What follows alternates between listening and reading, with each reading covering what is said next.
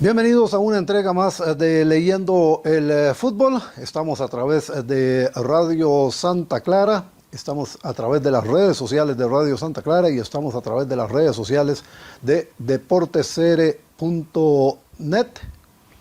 Hay mucho que analizar en esta oportunidad en la compañía de Luis Álvarez. Don Gerardo Mora está ausente el día de hoy y vamos a hablar un poco de selección sub-20 con otro fracaso la semana anterior en la eliminatoria de la CONCACAF para el Mundial del próximo año.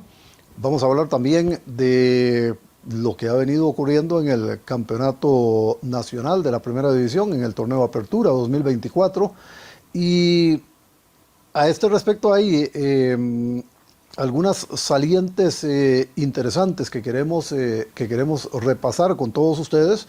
Así que vamos a ver si el tiempo nos alcanza. Decía Luis que ocupábamos como 4 horas para la agenda que montamos para este programa. Luis, saludos. ¿Qué tal, Reinaldo? Para usted, para todos los que nos siguen a través de las redes sociales. Por supuesto, don Gerardo, que hoy se nos cayó del tren. Pero bueno, un saludo para don Gerardo, para don Eduardo que en el control técnico y don Álvaro don Álvaro allá en la cabina de Radio Santa Clara. Un saludo. Y pues sí, Reinaldo, muchos temas. Efectivamente, un fracaso más de la sub-20, el campeonato nacional que ya avanza a su cuarta jornada, Copa Centroamericana que también tenemos esta semana y todos los temas relacionados. Y un tema del arbitraje que es muy interesante, que vamos a tocar brevemente. Bueno, arranquemos con lo de la sub-20. Mucho se ha hablado de que era un tema del comité ejecutivo de la federación, que lo hacía mal, que era lo que estaban haciendo, que esto, que aquello, que lo otro. Bueno, don Claudio Vivas empezó a trabajar en el país en enero del año pasado. Ahí fue la presentación en los primeros días de enero en el gimnasio del Proyecto Gol. Nombran a su asistente como técnico de esta selección sub-20. Los partidos, las participaciones fueron malísimas. Los 4 partidos fueron pero horrorosos de parte de la selección nacional, sin una idea, sin conceptos, sin fundamentos básicos de fútbol de parte de los jugadores. Es más, peleando mucho, pegando mucho, reclamando mucho. Es decir, nada estimulante fue esa participación de la selección nacional. Y ojo, porque yo lo dije en algún momento, si revisamos la convocatoria para ese premundial, vemos a Andy Rojas con algún recorrido en primera división, a este muchacho Farbor Samadián, que tuvo algunos minutos en el Cartaginés en los últimos 2 torneos, aunque ahora está en Liga Deportiva de la Juelense, y paré de contar, ¿verdad? Es decir, por ahí el muchacho Montero, el capitán, que algunos minutos apareció en primera división, pero llama la atención que en un equipo sub-20 no haya jugadores de la primera división. Ese es el primer gran detalle que yo creo llamativo con respecto a este equipo, porque, a ver, en Brasil están esperando que cumplan 18 para que los firmen en Europa. Y aquí con 20 años o 19 años ni siquiera no están en primera división. Sí, ese es un problema gravísimo, Reinaldo. Yo creo que eso es un problema medular, no de esta selección, sino en general del fútbol de Costa Rica, porque se ve que no hay una...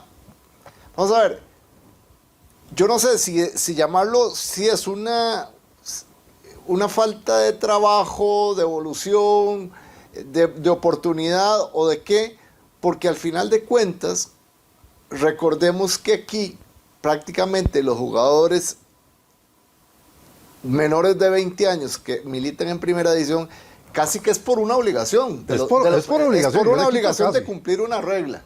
Pero no es por una convicción de los cuerpos técnicos de que hay un valor o un talento que se puede explotar y que al final de cuentas, que eso es lo que a mí me parece más ilógico, Reinaldo, al final de cuentas, la dirigencia de los clubes debería ponerse a pensar que esos son los jugadores con más facilidad para vender al extranjero. Veamos, por ejemplo, el caso del Saprissa.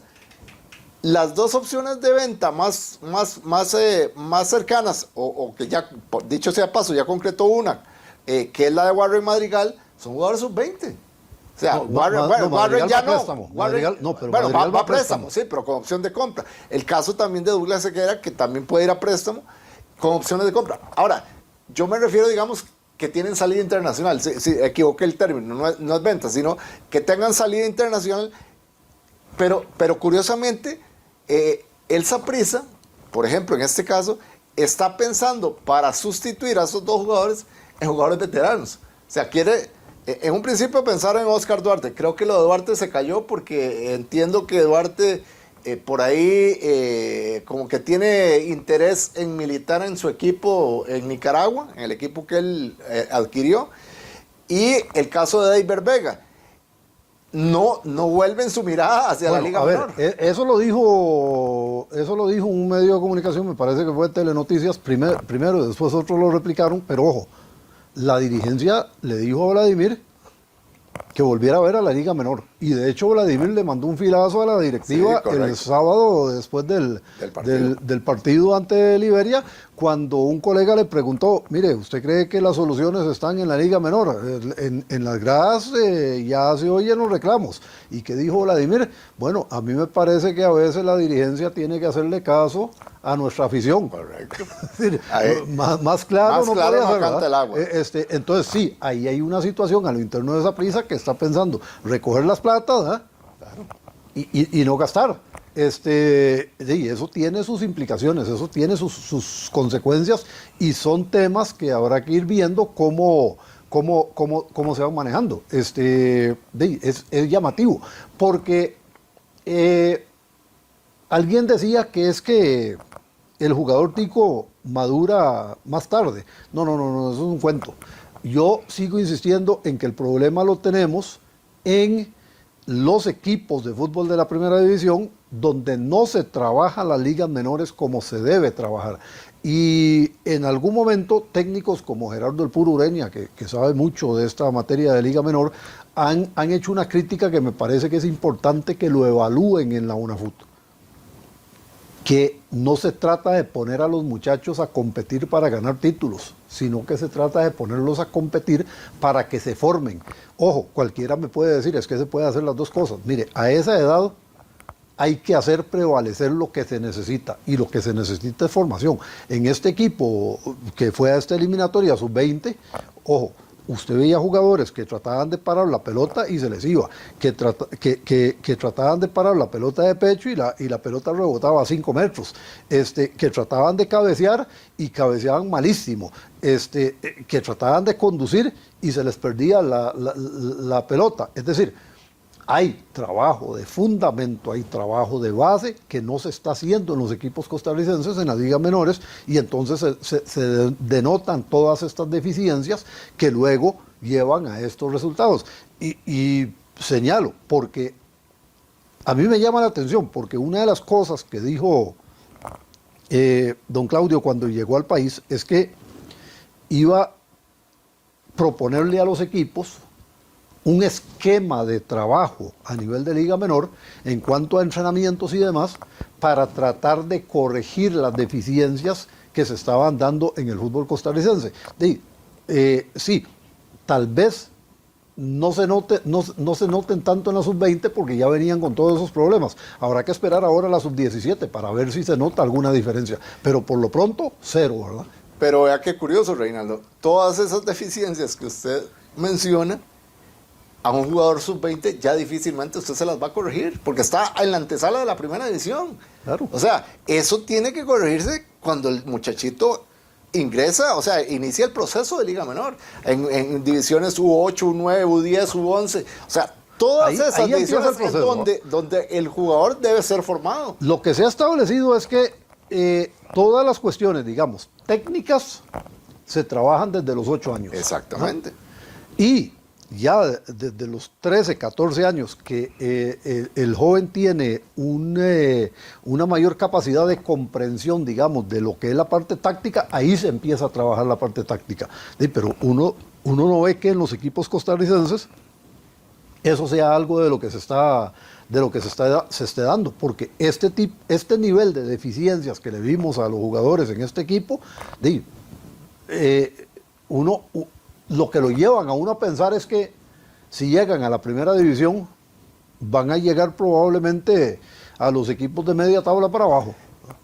Y otra cosa que le digo, Reinaldo, por ejemplo, esta selección sub-20 en particular, a mí me parece que el gran fracaso va a ser no haber quedado eliminados del Mundial, que ya de por sí supone una situación muy importante, sino que es una generación que se va a perder. O sea, porque aparte de quedar eliminado del Mundial, que suponía una ventana muy importante, como dice usted, ¿cuántos jugadores de estos van a tener cabida en sus equipos de primera división? El problema no va a ser tan grande si lo vemos a nivel macro, porque muchos jugadores de la selección mayor están muy cerca en edad. ¿Ya? Es decir, si la media de edad de la selección mayor fuese en este momento 26, 27, 28 años, tendría un efecto directo sobre la selección mayor. Pero ¿qué es lo que pasa? En este momento el promedio de edad de la selección mayor anda por 24 o 23 años. Entonces no se va a ver un efecto tan delicado. Pero si la sub-17 que viene tiene el mismo problema, ahí sí se va a sentir, porque el hueco no va a haber forma de taparlo. Claro. Es decir, los jugadores que están ahora en selección están para que lleguen, digamos, en su mejor nivel, en su mejor forma, no al Mundial de Norteamérica, sino al Mundial del 30. Y entonces los sub-17 de ahora tendrían que intercalarse con ellos en ese momento. Entonces sí, esta sub-20, pues el efecto no va a ser tan delicado, pero si no se cambia la forma de trabajar, olvídese, ¿no? Sí, porque, digamos, pero es que yo me refiero, digamos, en esta sub-20, usted mencionó el caso, Andy Rojas, que ya es un jugador, digamos, con cierto recorrido en primera división, que ya tiene ofertas del extranjero, que posiblemente dé el salto al fútbol internacional pronto. Y para de contar. O sea, Samadián en Cartagena no era titular. Aparecía en Cartagena para cumplir por eso, aparecía para cumplir una regla. El otro muchachito Montero en Alajuelense, nulo. Nunca. Por ahí entiendo que el portero de la selección es portero del Saprissa. No creo que tenga opción en este momento. O sea, iría como a lo sumo como tercer portero o cuarto.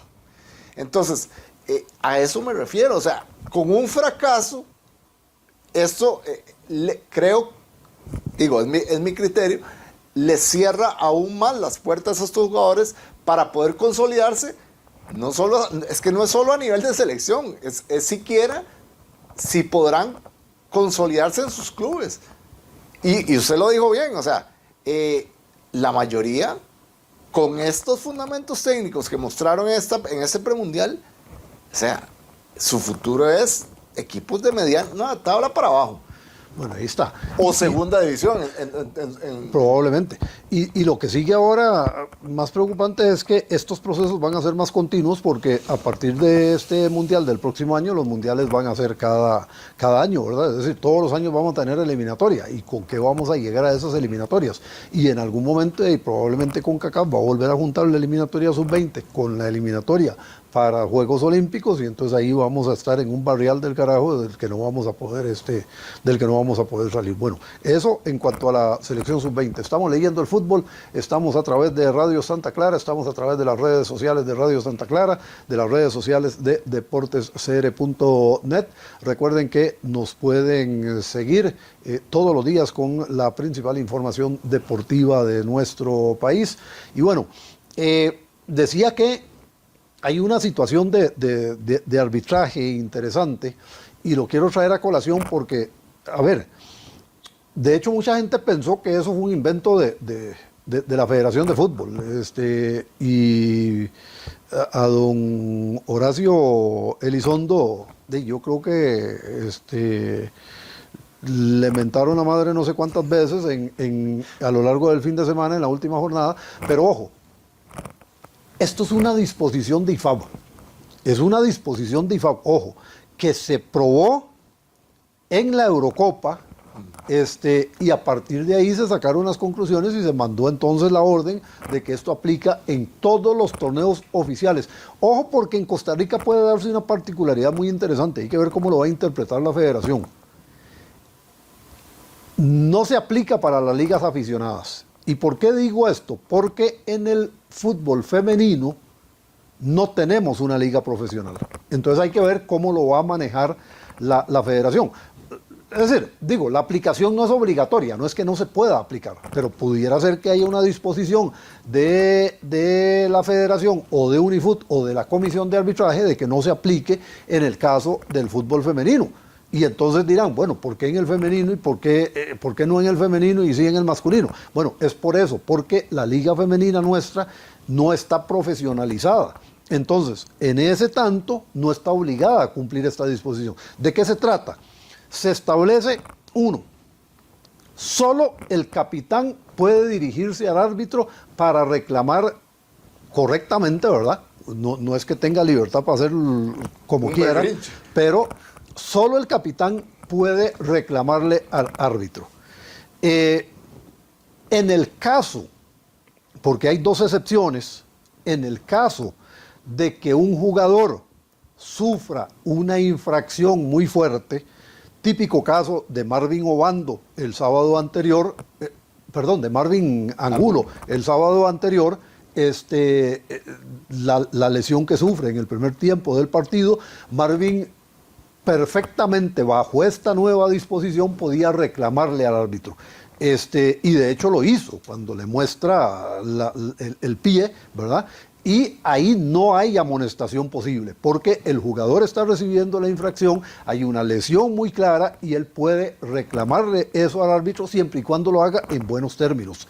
La otra excepción es la siguiente, y de hecho también la vimos en nuestro fútbol en esta jornada. Cuando el portero es el capitán, no se quiere que se pierda tiempo. Sí, el portero no se mueve del marco. Lo más que hace, a lo más que llega es a la línea de los 16.50. De ahí el portero no pasa. ¿Ah?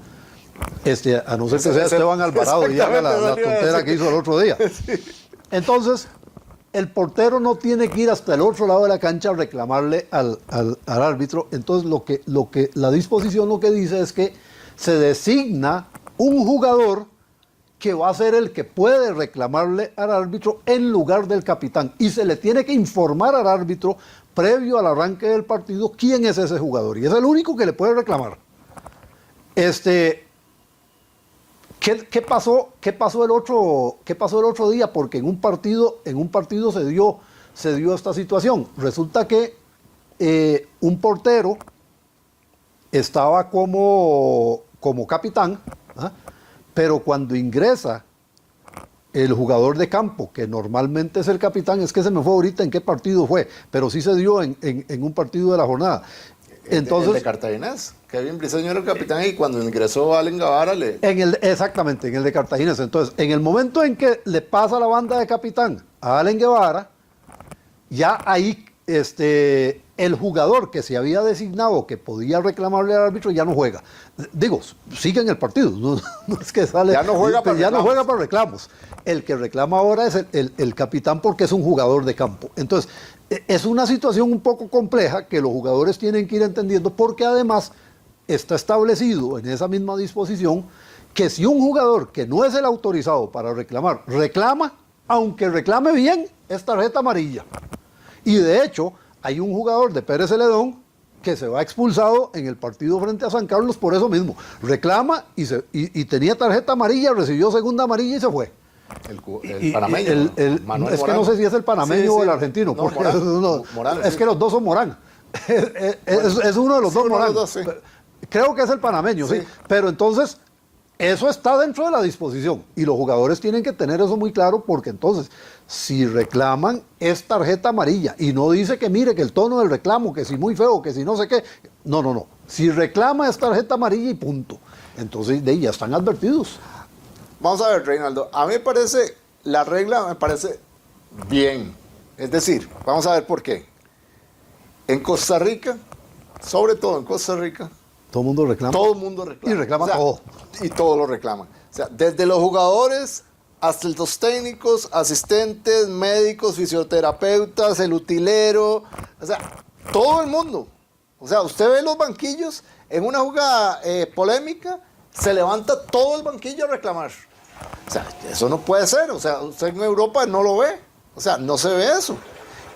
Entonces, yo creo que es una forma muy, si se quiere, no sé, aquí podrán interpretarlo como drástica, como rígida, como dura, como muy fuerte, no sé.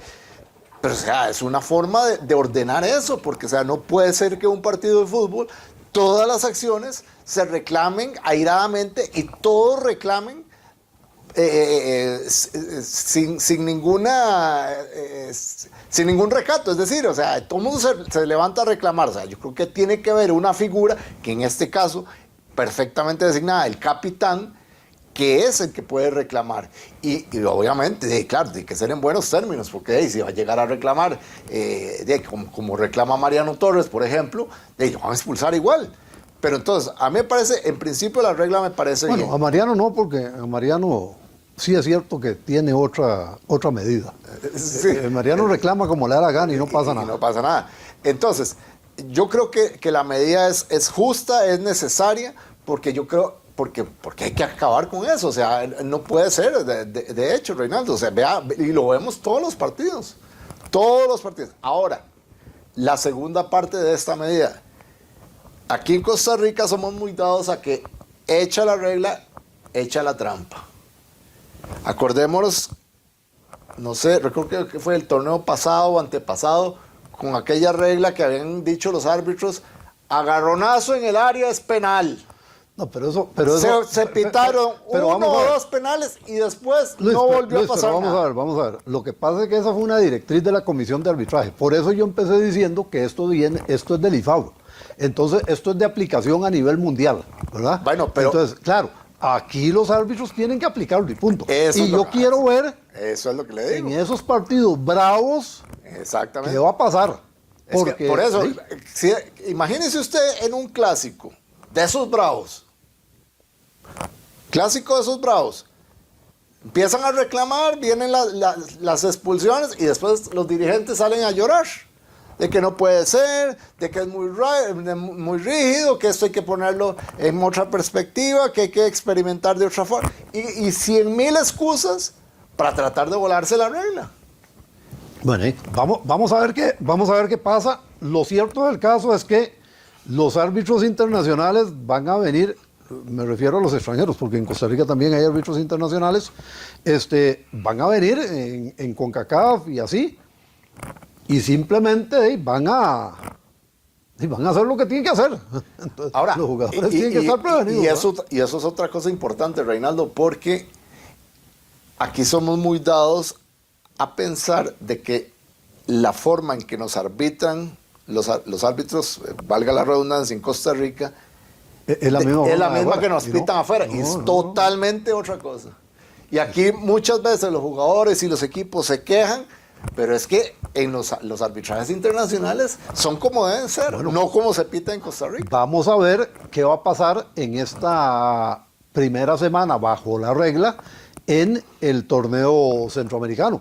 Vamos a ver, porque ahí los partidos de los equipos costarricenses no los van a pitar árbitros costarricenses. Yo quiero ver qué va a pasar, cómo se van a comportar nuestros jugadores y cómo se van a comportar los árbitros. Pero la regla es clarita y establece punto por punto cuáles son las situaciones que se pueden presentar. Así que vamos a ver. Bueno, el otro, antes de ir propiamente a la jornada 4 del fútbol nacional, y es que volvemos a lo mismo, a hacer reglamentos para jugar con ellos y una serie de cosas. Bueno, más allá de que en la Asociación Deportiva Guanacasteca aquello parece un hervidero, hay una situación muy particular que dejaban planteado tanto el técnico, el señor Soria, como Johan Venegas el fin de semana, que me parece muy interesante. A ver, y lo dijimos aquí, porque eso lo explicó la gente de la UNAFUT antes del inicio del campeonato. ¿Qué dice la reglamentación? ¿Qué dice la reglamentación bajo la cual se rige competición? Dice que, y parece absurdo porque hay medidas diferentes, dice que cuando un equipo, a ver, partidos de campeonato nacional se pueden programar con 60 horas de diferencia, hora de inicio versus hora de inicio, no es hora de final versus hora de inicio, es hora de inicio versus hora de inicio. Esos son 2 días y medio. Que debería ser final contra inicio. Sí, en buena teoría debería ser final contra inicio. Así, claro. Entonces, tiene que haber 60 horas antes del partido y 60 horas después del partido. Eso dice la regla en cuanto a los partidos de campeonato nacional. En cuanto a las participaciones internacionales, la regla dice que son 72 horas, de nuevo, entre inicio e inicio, cuando el equipo costarricense juegue fuera del país. Ojo, fuera del país. Entonces, si el equipo va a jugar como ahora le tocó a los equipos costarricenses, a Herediano, a Saprissa, a Alajuelense, jugar afuera, su partido previo tenía que tener 72 horas. ¿Eh? Y su partido posterior también tiene que tener 72 horas. Ahora, ¿dónde se hizo el barrial? El barrial se hizo porque la tercera disposición dice que cuando los equipos costarricenses que juegan partidos internacionales, juegan esos partidos internacionales en Costa Rica, se aplican 60 horas, antes y después. ¿Qué es lo que pasa? Guanacasteca, en el marco de la Copa Centroamericana de la CONCACAF, visitó al Deportivo Saprissa el miércoles anterior. Si sacamos los números, ese partido fue a las 8 de la noche el miércoles. A las 8 de la noche el jueves habían 24 horas, a las 8 de la noche el viernes habían 48 horas y a las 8 de la mañana del sábado habían 60 horas. Sporting programó su partido a las 3 de la tarde. ¿Por qué? Porque los equipos de Tigo siempre juegan con eso. Programó su partido a las 3 de la tarde. Eso implica que de 8 a 12 tenemos 4 horas y 3, 7 horas después, es decir, 67 horas. Está dentro de la regla. Bueno, Guanacasteca brinca. Ahora, los argumentos de Guanacasteca, y por eso es que yo no entiendo cómo los dirigentes toman acuerdos, porque me parece que los argumentos de Guanacasteca son totalmente válidos. A ver, vienen desde Nicoya, juegan el miércoles por la noche en el Saprissa, se regresan a Nicoya, ¿sí? Y cuando se regresan a Nicoya, llegan a Nicoya el jueves en la madrugada. Entonces el jueves es un día perdido para ellos y el viernes se vuelven a venir porque tienen partido el sábado. Entonces, claro, uno dice, las 60 horas no juegan, pero así lo aprobaron. Pero entonces, Reinaldo, vamos a ver en qué está la dirigencia de Guanacaste. No solo la dirigencia de Guanacaste, la de todos los equipos. Claro, pero vamos a ver, me refiero a esto, Reinaldo. Usted como dirigente de Guanacaste, conociendo el calendario, e incluso... Y sabiendo además que es uno de los equipos que más tiene que viajar. Exactamente, usted no puede aceptar eso. O sea, por lo menos tiene que dejar constancia que lo están perjudicando, porque las 60 horas jamás las va a cumplir. Por lo menos en cuanto a efectividad, como usted dice, o sea, porque es que no se cumplen. Si usted tiene que de San Juan de Tibás a Nicoya y tarda 5 horas, llega a las 5 de la mañana a dormir los jugadores, a medio hacer regenerativo en la tarde para regresarse al día siguiente. O sea, pero fueron los dirigentes, incluidos ellos, los que aprobaron eso. Claro, estamos de acuerdo. Entonces, imagínese que Guanacasteca duró más de lo que duró Saprissa para ir a Managua, y eso que, ya vamos a hablar de eso también, duró más de lo que duró Saprissa para ir a Managua, yendo a Nicoya. Claro. Entonces, ahí es donde uno no entiende, porque dicen, si juega afuera, y si juega aquí, pero es que aquí hay tiempos de viaje muy jodidos. Claro. Y ojo, que Guanacasteca jugó en el Saprissa, y que le tocó el Ernesto Romoser. Si le hubiera tocado ir a Pérez Celedón, o le hubiera tocado ir a Leval Rodríguez, No, por eso. Bueno, y la otra cosa en este caso en particular, Reinaldo, y que dicha que usted lo dijo, porque Hernán Medford sale molestísimo con Johan Venegas y le dice a Venegas que la culpa es de la UNAFUT. Y la culpa no es totalmente de la UNAFUT. No, la culpa es de los equipos. La culpa es del equipo. La culpa es de la televisora. Sí, y aquí ya lo habíamos mencionado. Sí, pero además la culpa es de la UNAFUT porque los presidentes aprueban esos reglamentos. Claro. Es decir, en el mundo racional del fútbol, los partidos se juegan a 72 horas. Exacto. Bueno, a 70, porque es inicio contra final contra inicio. Correcto. Pero estos inventos de 60 horas, yo no sé dónde los sacaron, que terminan siendo 58. Pero bueno, son las cosas. Y entonces ya empezamos con el problema, porque empiezan los reclamos. Pero entonces uno dice, ¿y los dirigentes en qué están? Exactamente. Los dirigentes en qué están. Por eso le decía yo, y se lo ratifico, o sea, en qué está la dirigencia de Guanacaste, sabiendo que es uno de los equipos que más tiene que viajar. O sea, ¿cómo aprueban eso? Desde es cuchillo para su propio Guanacasteca pescuezo. solo tiene 2 salidas cómodas, entre paréntesis, ¿verdad? La de Liberia y la de Punta Arenas. Nada más. Después de ahí, el resto es a viajar. ¿sí? Y aquí se viaja en bus. Hemos dicho que no nos podemos comparar, por ejemplo, con los países europeos, donde, por ejemplo, cuando el Barcelona en Champions va a París, dura lo mismo que cuando va a Madrid. Sí. Y además va en vuelo charter. Y además va en vuelo charter. O sea, no van en bus. Entonces, sí, esas son las cosas. Hablando de esto, ojo las situaciones, porque tampoco esto lo miden. Ahora que los equipos costarricenses salieron para las participaciones internacionales de esta semana, vean ustedes esto. La liga viajó a San Salvador en vuelo regular. Sí, ustedes se montan en un vuelo de Avianca, 1 hora y 20 minutos o 1 hora y 40. Estoy enredado con el dato ahorita, pero anda por ahí. No llega a 2 horas. Usted aterriza en San Salvador. ¿Ok? Vea lo que pasó. Ya hablábamos de que Saprissa salió cerca de las 6:30 de la mañana ayer y llegó alrededor de las 11 pasadas a Managua. ¿Por qué? Porque aquí hay una situación muy particular. Aquí no hay vuelos directos comerciales a Managua. Entonces, usted tiene 2 posibilidades para llegar a Managua. O va vía El Salvador, es decir, hace la ruta que hizo la liga y se regresa a Managua, o va a Panamá y sube a Managua. Cualquiera de las dos es un bostezo porque hay mucho tiempo de aeropuerto para poder hacer esa vuelta.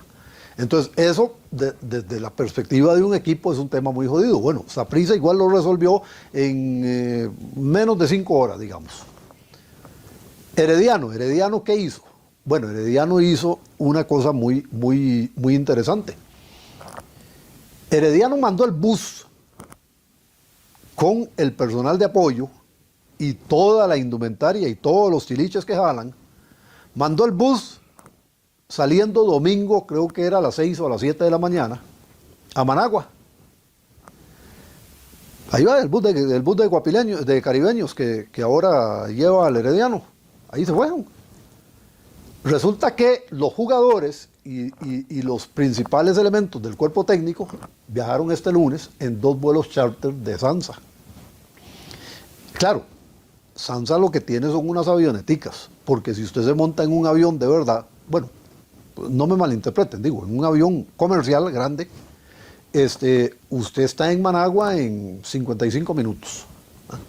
Y eso porque el avión no puede agarrar vuelo, porque ya cuando termine de subir tiene que empezar a bajar. Entonces es muy jodido, pero incluso podría ser más rápido. Pero más o menos dura 55 minutos. La avioneta de Sansa dura más porque es más pequeñita, tiene menos potencia, desarrolla menos velocidad, etcétera, etcétera. Pero aún así, Herediano es el que duró menos para llegar a Nicaragua. Entonces,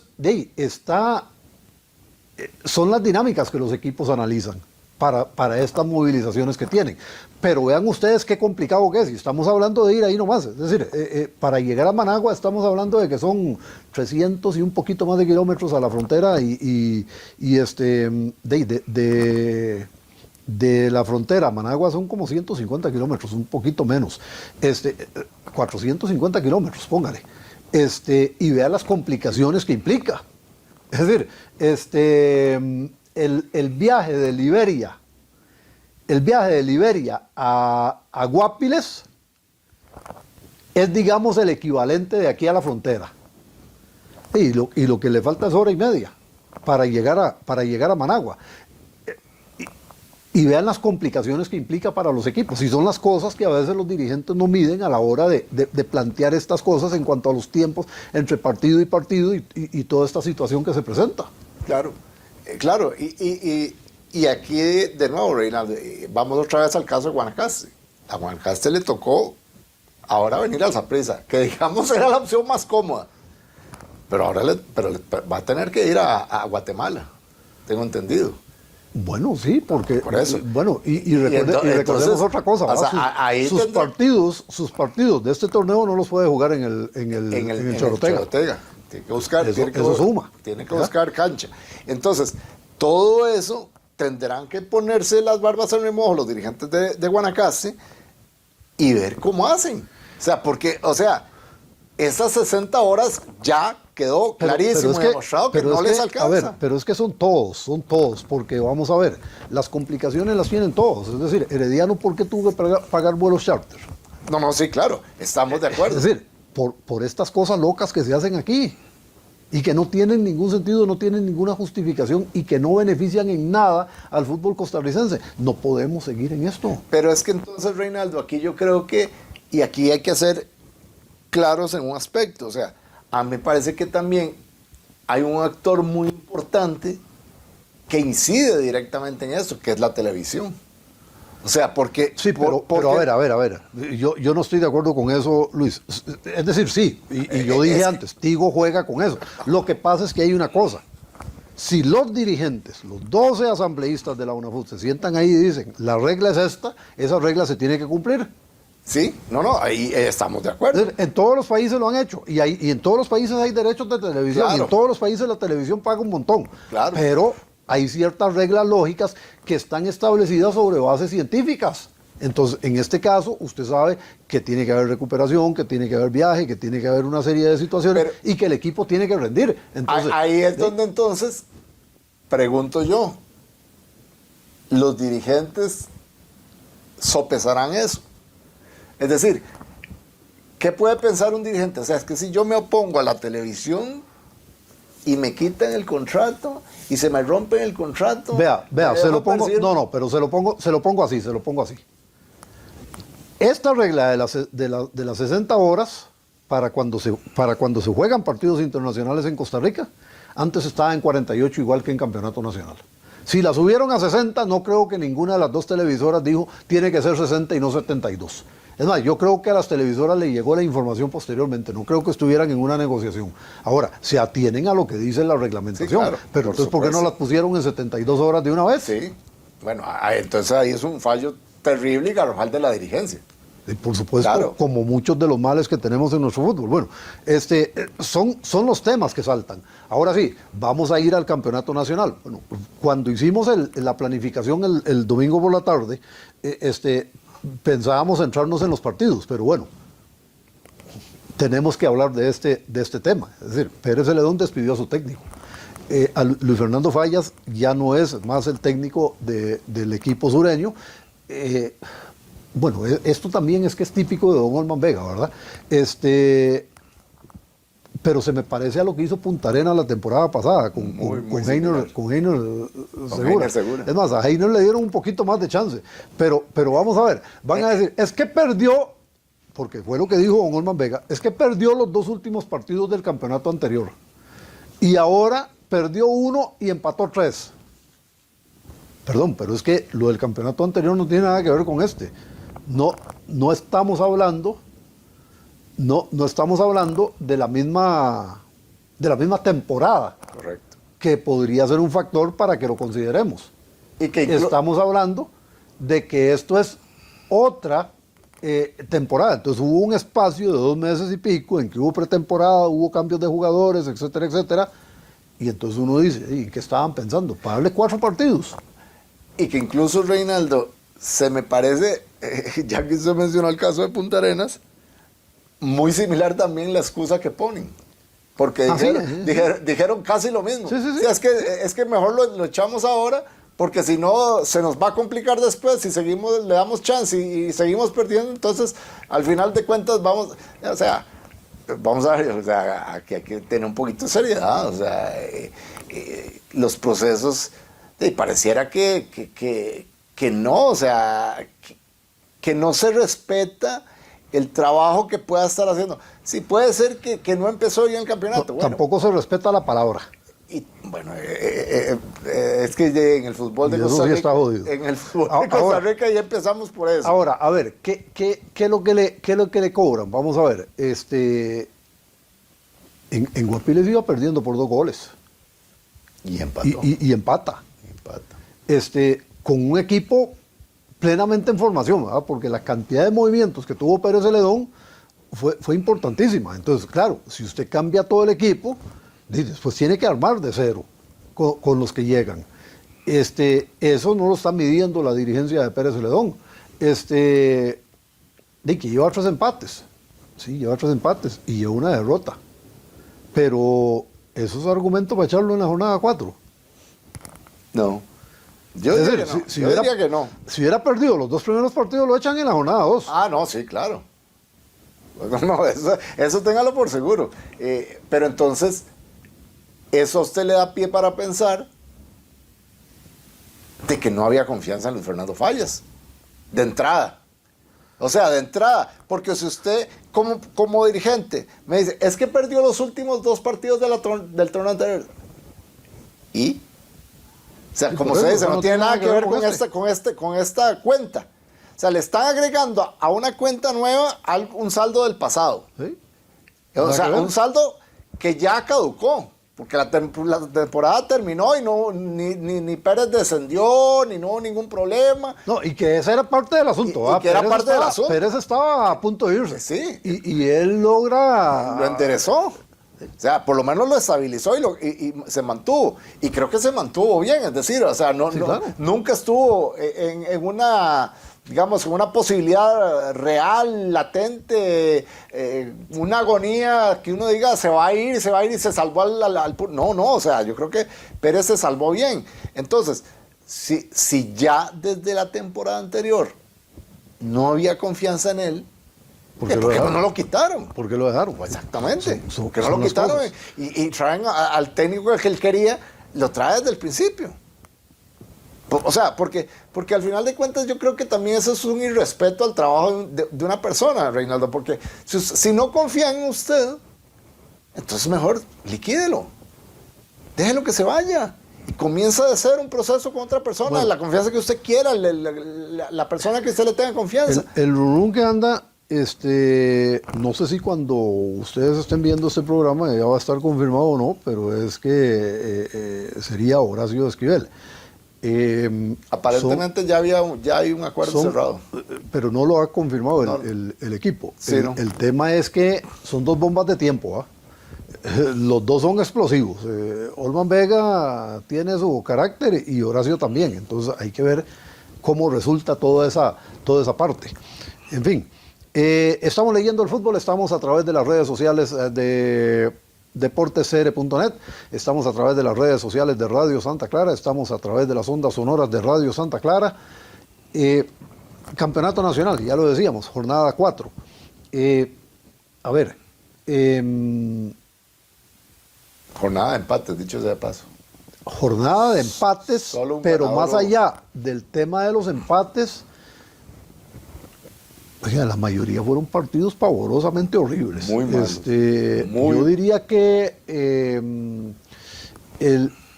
algo de lo que ofreció Saprissa en el arranque del partido, ni siquiera en todo el primer tiempo, algo de lo que ofreció Liberia en ese mismo partido en el segundo tiempo, híjole. Cartago en el primer tiempo. Sí, Cartaginés un poquito en el primer tiempo y cuesta, ¿no? Ya, cuesta. y para de contar. Es decir, o sea. No hubo nada destacado en esta jornada, hablando de fútbol, ¿verdad? Sí, porque la jornada, incluso el preámbulo de la jornada, el inicio de la jornada como tal, ya presagiaba cosas muy feas. O sea, ese empate entre Santos fue Santos, una cosa horrorosa. Pavoroso. Luego, lo de Sporting, que va ganando bien, va ganando 2-0, le empatan al final Guanacaste. Se cayó el equipo, se cayó Sporting. Se le cayó el equipo. Saprissa renqueando, muy irregular, un equipo que a veces sí, a veces no. O sea, por ejemplo, a mitad de semana bastante bien contra Guanacasteca. Contra Liberia. Pero es que Saprissa además tiene una particularidad era lo que analizábamos en la crónica y luego lo reafirmaba Vladimir en la conferencia de prensa. Vamos a ver, ¿a quién tiene Saprissa en ofensiva hoy por hoy? Arrancó ese partido con Javon East. Pero era lo único que tenía en el frente de ataque. Bueno, empezó con Sinclair. Y con Sinclair. Resulta que, según Vladimir, Sinclair se resiente, entonces ya no regresa al medio tiempo. Y le queda a Javon. Está pensando en el tema de que Javon es el que más ha jugado y que lo va a ocupar a mitad de semana y tal. Y entonces, ¿y cómo hacemos? Entonces lo termina sacando. Pero entonces, ¿a quién pone? Porque Ariel está lesionado, ya no está Warren. Y sí, Saprissa tiene un problema en el frente de ataque. Tiene un problema en el frente de ataque. Que ojo, Reinaldo, el problema del Saprissa en el frente de ataque se ha disimulado con los títulos, pero ese es un problema que tiene desde hace varias temporadas. O sea, Saprissa no tiene un killer. Saprissa no tiene un goleador, pero lo ha resuelto, el problema. Si usted tenía a Paradela, que de pronto resolvían asistencias, a Javon, que hace una cantidad respetable de goles, y le sumaba a Warren Madrigal, le sumaba a Ariel, le sumaba a Sinclair con sus goles decisivos, pues al final usted resuelve. Por eso. Lo que pasa es que ahora ya no está Paradela. Exactamente. Ya no está Warren. Ariel lesionado, antes ya no estaba Álvaro Zamora. Sinclair es ¿Y qué queda? Tipo que no se consolida. Sí, por eso. Digamos que Saprissa ahí va resolviendo y resolviendo. El otro caso particular de Alajuelense, que para mi gusto sigue, o sea, vamos a ver, yo siento que es un equipo como con más sombras que luces. No sé, yo creo que a Alajuelense le cuestan los partidos. Pero sabe una cosa. Los resuelve, sí. Pero sabe una cosa, a mí, yo no sé si para este torneo, pero me parece interesante lo que está haciendo Guimaraes. Por ejemplo, usted ve que Rashid Parkins, que es un jugador que hace rato pertenece a Alajuelense y nadie le daba pelota, Guimaraes le va dando minutos. Sí. Y no lo digo por el tema del gol de ayer. No, ya hace rato le viene dando minutos desde que regresó al equipo. Creighel Pérez le viene dando minutos desde que regresó al equipo. Ahí tiene a Campos, que ya cumple otro rol en el equipo. Entonces usted ve que Guimaraes está haciendo una apuesta alrededor de una serie de jugadores jóvenes dentro de Liga Deportiva Alajuelense. Y este equipo de la Liga está totalmente cambiado respecto del de la temporada anterior. Entonces, claro, la pregunta es si le va a alcanzar a la Liga con eso para ser campeón en esta oportunidad. Pero yo creo que igual, si no le alcanza para ser campeón, la liga va a quedar con un muy buen equipo estructurado, con el recorrido que le está dando el técnico a estos jugadores y las funciones que están cumpliendo cada uno de ellos dentro del equipo. Me parece una dinámica muy interesante, porque hace rato ningún técnico de Alajuelense se jugaba ese chance y Guimaraes lo está haciendo. Pero vamos a ver, y aquí yo creo que sí hay que hacer un apunte en ese sentido, Reinaldo, y es que yo creo que la planilla que hoy tiene Alajuelense le permite hacer eso a Guimaraes. O sea, vamos a ver, sí, los cuatro refuerzos extranjeros que traen le dan un peso diferente al equipo. Sí, pero de nuevo, ¿virtud de quién? De ¿Virtud Guimaraes. del director deportivo o de Guimaraes? Estamos totalmente de acuerdo. Yo no estoy... vamos, o sea, yo toda la vida, y usted lo sabe, Reinaldo, he sido defensor acérrimo de Guimaraes. Es obvio que la escogencia de los jugadores es totalmente responsabilidad de él. Y vamos, o sea, Guimaraes siempre ha tenido muy buen ojo para traer extranjeros al país.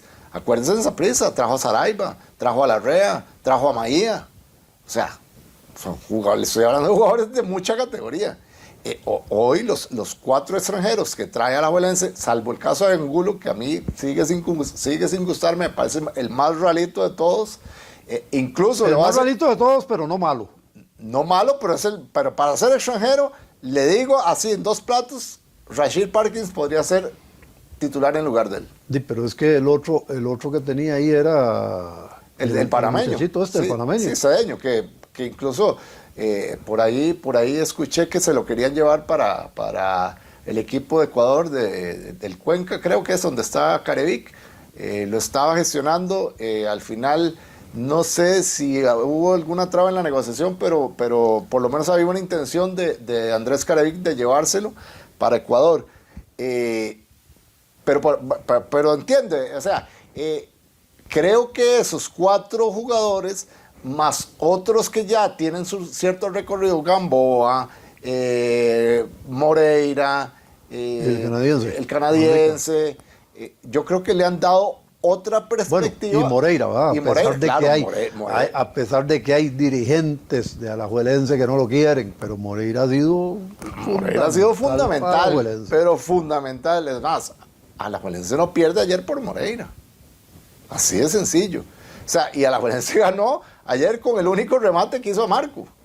O sea, ese tipo de cosas, creo que sí. O sea, todo eso le suma al trabajo que ha hecho Guimaraes en este equipo. Y obviamente, yo coincido con usted, Reinaldo, es un equipo distinto al del torneo anterior. Se le ve una idea distinta, o sea, es mucho más claro, hay mejor lectura de juego, tiene más variantes. Yo creo que eso todo le suma a Alajuelense en este torneo. Yo vi también a Cartaginés. Me gusta lo que está mostrando Cartaginés, para la planilla que tiene, ¿verdad? Sí, me llama la atención en sentido negativo lo de Herediano. Me parece que lo de Herediano no está funcionando. Es decir, usted ve en el partido que a veces tratan de salir jugando como le gusta a Centeno, a veces lanzan los pelotazos que caracterizan a Herediano desde hace muchos años. Es decir, me parece que los jugadores tienen una tremenda confusión sobre qué es lo que tienen que hacer. Pero dígame una cosa, Reinaldo, ¿usted esperaba algo diferente? Yo esperaba que Centeno se adaptara al estilo de juego del Herediano, francamente.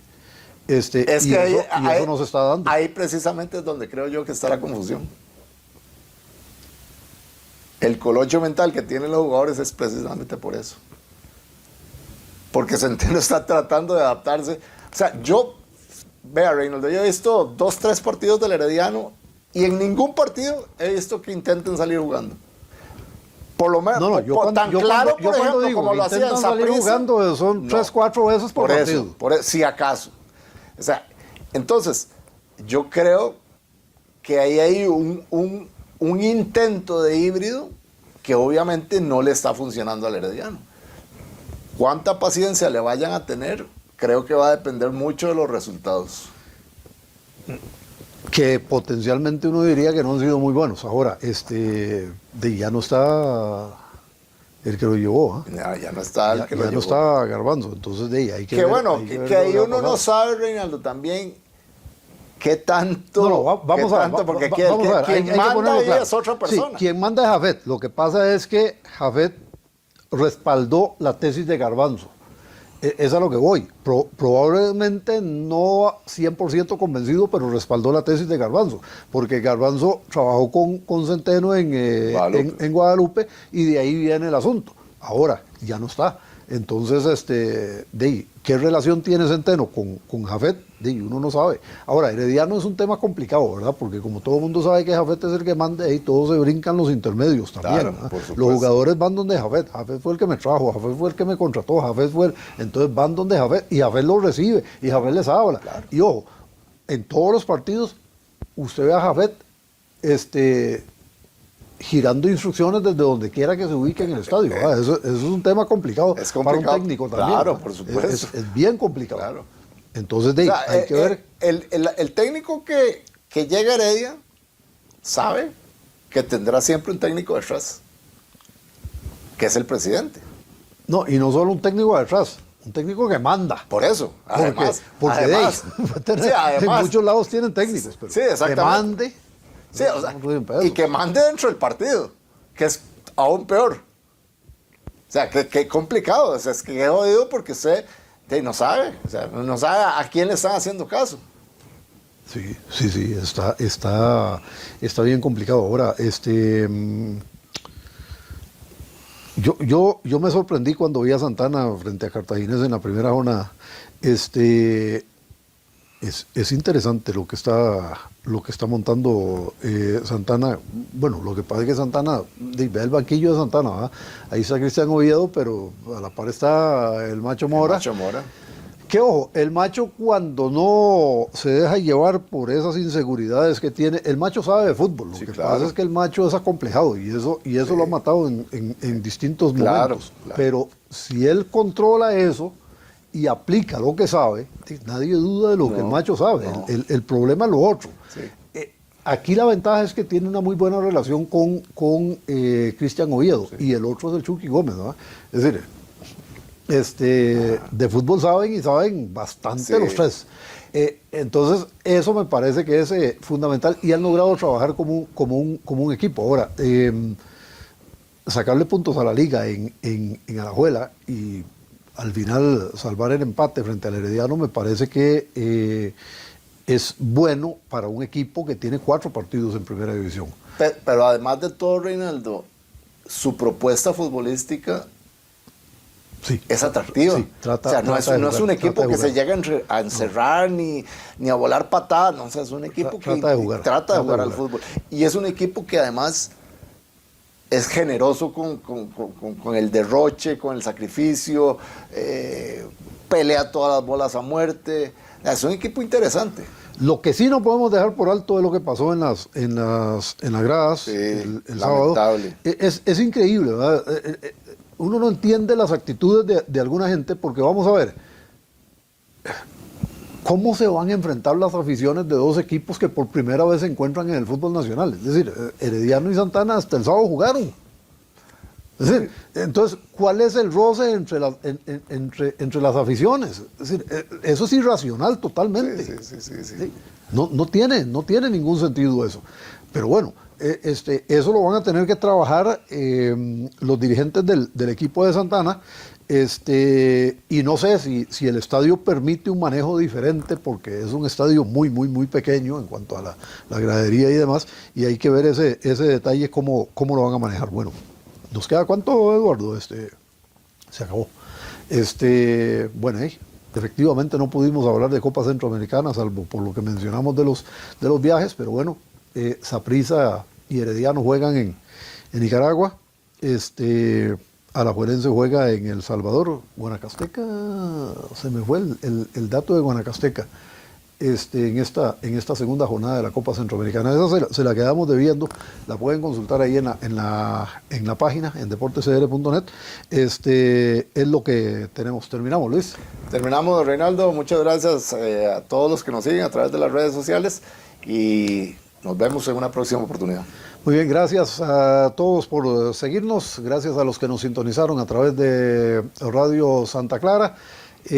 Nos encontraremos la próxima semana. Gracias.